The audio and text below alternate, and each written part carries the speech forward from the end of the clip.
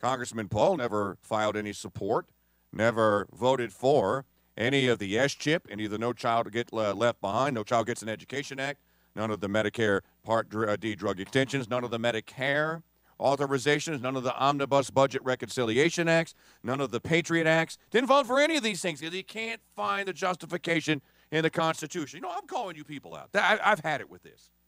I am absolutely up to my ears with this. How dare you? Those of you that sit out there, I mean, seriously, you're in a car, stop. Just stop for a minute. Pull over and look in the mirror. Where do you get off with this decades-long pursuit of demanding that members of Congress, if they would only honor their oath to office, all would be right with the world? Sunshine would shine, streets paved with gold and silver, gumdrops and lollipops falling from the sky, every child in a two-parent family, every child that wants to be a Harvard grad Rhodes Scholar with $90,000 a year to start jobs, every homeowner fat and happy and mortgages paid up, totally balanced budgets every year. We would just be as right with the world as rain if only they would obey their oath of office. We need more people to get in there and obey their oath of office. And then how dare you? And you sit out there and you say this, and you repeat it, and then other people in the media repeat it, and you chant, yeah, yeah, yeah, and you show up at rallies and paint signs. And then, when someone shows up and says, I've been doing that for 34 years in Congress with a 12-year break. I've never voted for any of these things, ever. I have never violated my oath to office. I always defer to the Constitution. And you have the audacity, the unmitigated gall to shat upon him and to mock him and make fun of his suits and the way his eyebrows grow and all these other things that matter nothing in the grand scheme of things? You want to know why this country's screwed up and why the Constitution is dead? It's because of you people. Not everyone in this audience, but there are some of you out there, and there are some moles that'll run back and tattletale this to others. Go ahead, tell them. Hey, let me pull a Kirk Russell here. Kurt Russell. You tell them I'm coming, and hell's coming with. You tell them I'm coming, and the Constitution's coming with me. You hear? The Constitution's coming with me. I mean, I don't get this. I don't understand this. And in the one moment when he says there ought to be declarations of war, that's all I'm asking. Well, he's a pacifist. He's a tree hugger.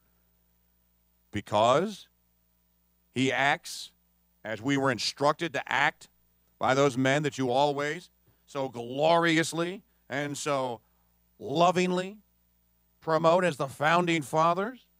What do you think they would say about the guy you love to mock and love to hate, Ron Paul? It compared to Senator Santorum, with all due respect to his myriad of personal accomplishments and his life in public service and what have you, and Speaker Gingrich, which one of them do you think a Jefferson would pick out of a lineup to play on his pickup Congress team? Huh? Yeah, but that was then and this is now, and you're a loser, and your guy's going to lose. Oh, that's great. My guy's going to lose, and I'm a loser, right? Well, let me let you in on a little secret there, pal. As long as that debt clock is running, you're the loser. You and I are the loser. Our kids are the loser, sir, madam. So stop your whining. Stop your ballyhooed belly aching about the Constitution and what you purport that it's supposed to do, when in fact you won't demand absolute obedience and absolute fealty to it. And when someone does obey it, and when someone does have fidelity to it, well, I didn't mean fidelity like that. I got to have my stuff. Yeah, and just because my favorite guy, just because he's violent, well, so what? This is why this pickle that we're in has no end in sight. This is why it will matter not who it is that you elect in 2012, because they will just continue status quo.